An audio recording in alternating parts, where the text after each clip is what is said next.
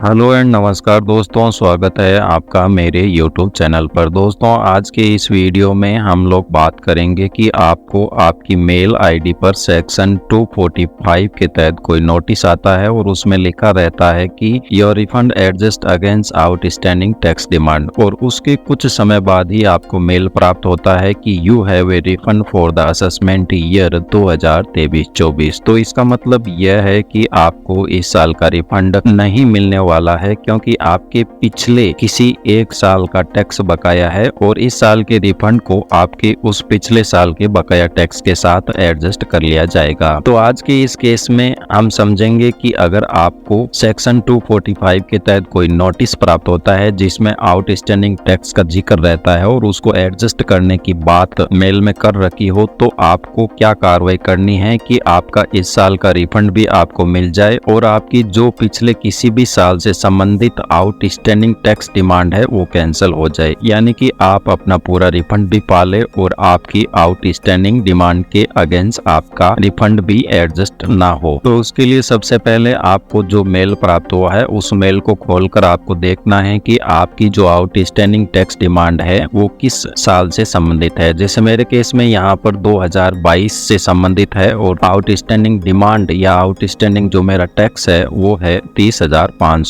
तो उसके लिए सबसे पहले आपको अपने ई फाइलिंग पोर्टल पर लॉगिन कर लेना है। लॉगिन करने के बाद पेंडिंग एक्शन में यहाँ पर आपको रिस्पॉन्स टू आउटस्टैंडिंग डिमांड मिलेगा। यहाँ पर लिखा रहेगा कि आपकी असेसमेंट ईयर 2022 की 30,570 रुपए की आउटस्टैंडिंग डिमांड है और उस पर कुछ इंटरेस्ट भी कैलकुलेट करके इनके द्वारा लगाया गया है, जो कि 1% पर मंथ यानी कि 12% पर एनम के हिसाब से लगता है। तो आज की इस वीडियो में हम लोग जानेंगे कि अगर आपके पिछले किसी भी साल से संबंधित कोई भी आउटस्टैंडिंग डिमांड है और वो गलत है तो आप उसको किस प्रकार कैंसिल कर सकते हैं। चलिए वीडियो को शुरू करते हैं। शुरू करने से पहले अगर आप इस चैनल पर नए हो तो इस छोटे भाई के चैनल को सब्सक्राइब करके इस वीडियो को एक प्यारा सा लाइक दे दीजिए, ताकि मेरे को ऐसे और वीडियो बनाने के लिए आपकी ओर से प्यार भरा मोटिवेशन मिलता रहे। तो दोस्तों, यहाँ पर हमारी जो आउटस्टैंडिंग डिमांड है 2022 की है। इसके लिए आपको सबसे पहले अपना आईटीआर फॉर्म खोल के देख लेना है। ई फाइलिंग मेन्यू में यहाँ पर व्यू फील्ड रिटर्न मिलेगा और नीचे स्क्रॉल डाउन करोगे तो 2022-23 का आपको यहाँ पर आईटीआर फॉर्म मिल जाएगा। तो यहाँ पर आईटीआर फॉर्म ने कि आईटीआर रिसिप्ट, सबसे पहले आपको अपना आईटीआर फॉर्म डाउनलोड कर लेना है। यहाँ पे आईटीआर फॉर्म को डाउनलोड कर लेना है और उसके बाद में यहाँ पर नीचे रहेगा डाउनलोड इंटीमिनेशन ऑर्डर। इन दोनों को डाउनलोड करके यहाँ पर ओपन कर लेना है। इंटीमिनेशन ऑर्डर ओपन करने के लिए आपको पासवर्ड, अपना पैन नंबर और डेट ऑफ बर्थ एंटर कर दिए हैं। तो हमने 2022-23 असेसमेंट ईयर का यहाँ पर सेक्शन 143(1) का इंटीमिनेशन ऑर्डर यहाँ पर ओपन कर लिया है, जिसमें लिखा हुआ है कि 30,000 रुपए की आपकी आउटस्टैंडिंग डिमांड है वो यहाँ पर पेंडिंग है। तो सबसे पहले आपको यहाँ पर पता करना है कि ये जो आउटस्टैंडिंग डिमांड है वो सही है या गलत है। अगर गलत है तो उस केस में आपको क्या कार्रवाई करनी है वो मैं बता देता हूँ। सही या गलत का आप कैसे पता लगाएंगे, तो इसके लिए यहाँ पर आपको वापस डैशबोर्ड पर चले जाना है। ई फाइलिंग में फाइल इनकम टैक्स रिटर्न और यहाँ पर डाउनलोड प्रीफिल डाटा। हमारी जो आउटस्टैंडिंग डिमांड है असेसमेंट ईयर 2022-23 से संबंधित है, तो हम यहाँ पर 2022-23 का प्रीफिल डाटा डाउनलोड कर लेते हैं। डाउनलोड कर लिया है। इसके बाद में वापस आपको इनकम टैक्स पोर्टल पर जाना है और यहाँ पर डाउनलोड ऑप्शन की असेसमेंट ईयर की ऑफलाइन एक्सेल यूटिलिटी यहाँ पर आपको डाउनलोड कर लेनी है। इसके बाद में जैसे ये डाउनलोड हो जाए तो आपको डाउनलोड फोल्डर यहाँ पर ओपन कर लेना है और एक्सेल यूटिलिटी की जो आपकी फाइल है उस पर राइट क्लिक करके इसको कॉपी कर लेना है यहाँ से, क्योंकि कॉपी करके यहाँ पर पेस्ट कर देना है। इसके बाद में राइट क्लिक करके प्रॉपर्टीज और यहाँ पर जो है आप लॉक करके अप्लाई करना है और ओके करना है। फिर हम एक्सेल फाइल को यहाँ पर ओपन कर लेते हैं। मैक्रो हमें यहाँ पर इनेबल कर देना है। इसके बाद में जो भी हमारी एक्सेल यूटिलिटी है वो यहाँ पर प्रीफिल जो हमने डाटा डाउनलोड किया था वो इंपोर्ट कर लेना है। डाउनलोड फोल्डर में ये हम प्रीफिल डाटा यहाँ पर इंपोर्ट कर लेते हैं। इसके बाद में आपकी इस एक्सेल यूटिलिटी जो असेसमेंट ईयर 2022-23 की है और आपने जो ITR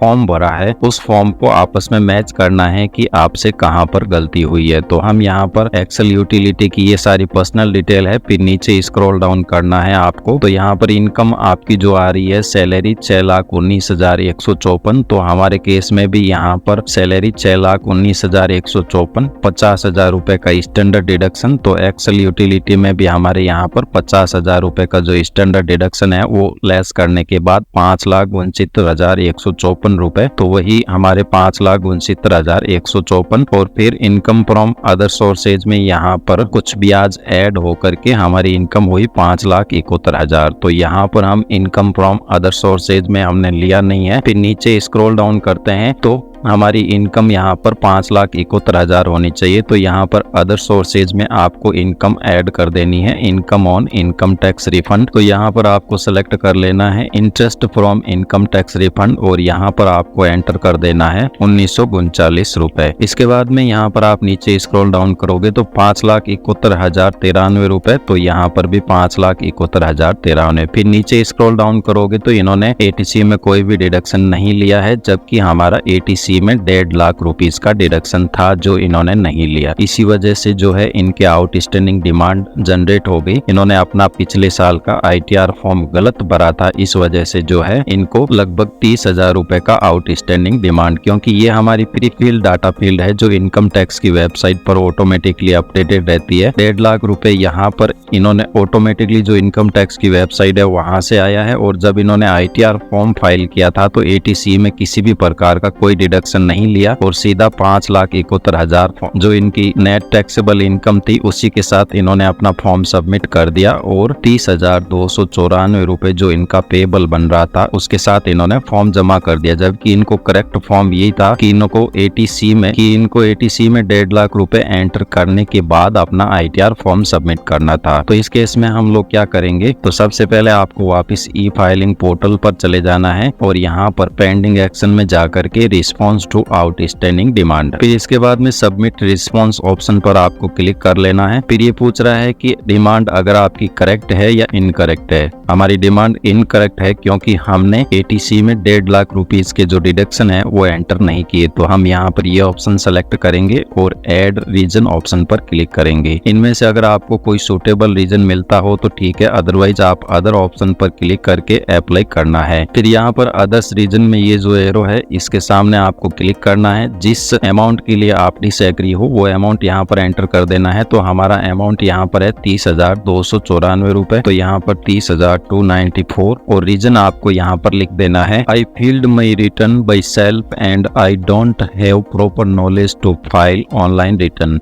in assessment year 2022-23। I submit incorrect return online when I submitting my return I am not entered any deduction under section 80C, but in my form number 16 and pre-filled data file download from income tax portal for the assessment year 2022-23, then total 80C deduction is rupees 1,50,000. Due to insufficient knowledge, I am not showing any deduction under section 80C, so kindly consider deduction under section 80C rupees 1,50,000 and correct my previous return and cancel outstanding demand rupees 30,294। Thank you so much. इस प्रकार का आपको remark में detail enter करके और save option पर click कर देना है और उसके बाद में सबमिट कर देना है। जैसे ही सबमिट पर आप क्लिक करोगे तो यहाँ पर आपसे कंफर्मेशन मांगा जाएगा जो कि आपको यहाँ पर एंटर कर देना है। उसके बाद में आपकी जो रिस्पॉन्स है आउटस्टैंडिंग डिमांड के अगेंस्ट वो यहाँ पर सबमिट हो चुका है। इसके बाद में आपको ये कार्रवाई और करनी है, अदरवाइज आपकी डिमांड कैंसिल नहीं होगी। वो कार्रवाई ये है कि आपने 2022-23 का यहाँ पर रिटर्न जो है गलत तो भर दिया, बट उसको सही करना है। सही करने का तरीका क्या है वो हम आगे डिस्कस करेंगे। तो वापस आपको डैशबोर्ड पर चले जाना है और यहाँ पर फाइल इनकम टैक्स रिटर्न इस पर क्लिक करना है। असेसमेंट ईयर जिस साल का आपने इनकरेक्ट रिटर्न भरा है वो साल आपको यहाँ पर सिलेक्ट कर लेना है। जैसे 22-23 मेरे गलत भरा हुआ है तो मैं यहाँ पर सिलेक्ट कर लेता हूँ। उसके बाद में यहाँ पर आपको section 139(8)A updated return option पर क्लिक करना है और ये सेलेक्ट करना है। इसके बाद में ये पूछ रहा है are you audited under section 44AB, तो यहाँ पर हम ऑडिट एप्लीकेबल नहीं है हमारे ऊपर, तो यहाँ पर नो ऑप्शन सेलेक्ट करते हैं। फिर आप इस असेसमेंट ईयर के लिए कौन सा आईटीआर फॉर्म सेलेक्ट करना चाहते हो वो आईटीआर फॉर्म आपको यहाँ पर सेलेक्ट करके कंटिन्यू ऑप्शन पर क्लिक कर देना है। फिर यहाँ पर आपको जोसन फाइल अपलोड करनी रहेगी। तो जोसन फाइल अपलोड करने के लिए सबसे पहले आपको यहाँ पर इनकम टैक्स रिटर्न में जाकर के download pre fill data option पर क्लिक करके 2022-23 की जोसन फाइल यहाँ पर डाउनलोड कर लेनी है। फिर इसके बाद में इनकम टैक्स के पोर्टल पर जाना है अगेन आपको, और यहाँ पर डाउनलोड ऑप्शन करके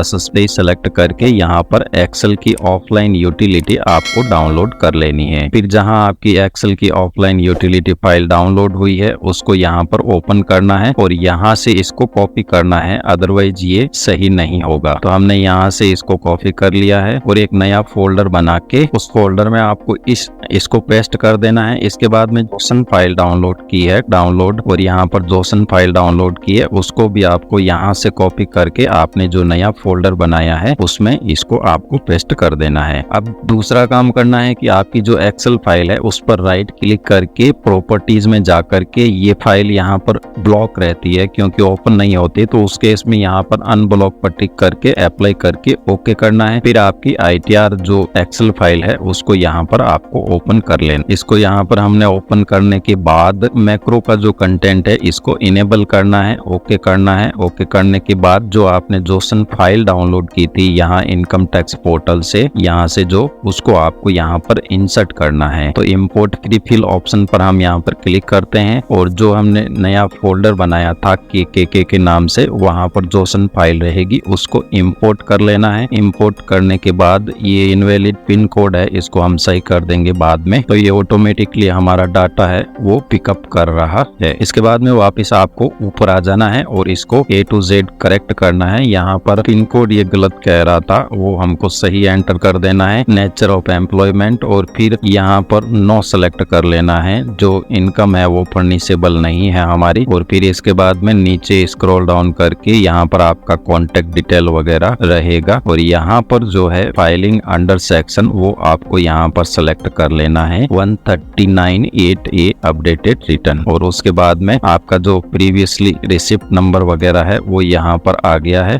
फिर नीचे स्क्रॉल डाउन करना है, यहाँ पर टाइप ऑफ हाउस प्रॉपर्टी में आपको सेल्फ ऑक्यूपाइड प्रॉपर्टी सेलेक्ट कर लेनी है और इसके बाद में नीचे यहाँ पर इनकम फ्रॉम अदर सोर्सेज में यानी कि आपकी जो करेक्ट डिटेल हो वो आपको यहाँ पर एंटर कर देनी है। हमारे रिफंड पर इंटरेस्ट था वो 1939 रुपए जो कि आपको यहाँ पर एंटर कर देना है। फिर जो भी डाटा है 1.5 लाख का डिडक्शन नहीं लिया था हमने, इस वजह से हमारे आउटस्टैंडिंग डिमांड जनरेट हुई थी तो वो हमने यहाँ पर ले लिया है। इसके बाद में नीचे स्क्रॉल डाउन करना है, सब कुछ ओके है। फिर यहाँ पर ऊपर स्क्रॉल डाउन करके आपको वैलिडेट ऑप्शन पर क्लिक कर देना है। ये कह रहा है टाउन या सिटी, यहाँ पर हमने सेलेक्ट नहीं की है तो यहाँ पर टाउन या सिटी एंटर कर देनी है, जो भी आपकी टाउन या सिटी हो। फिर वैलिडेट पर क्लिक करोगे तो इनकम सीट इज ओके। फिर आपको यहाँ पर दूसरी सीट ले लेनी है पार्ट ए जनरल 139(8)A। फिर इसके बाद में यहाँ पर ये पूछ रहा है whether return PVC field for the assessment year, तो हमें यहाँ पर यस करना है क्योंकि हमने रिटर्न तो भरा था बट